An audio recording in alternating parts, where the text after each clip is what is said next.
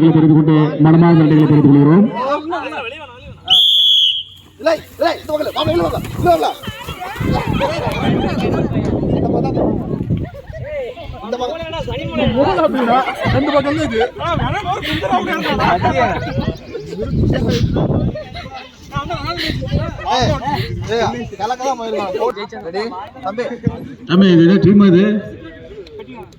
நாலு சைஸ் எப்படி இருக்கு?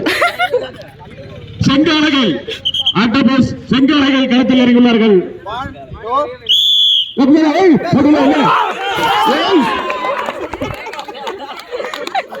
சசிதரன்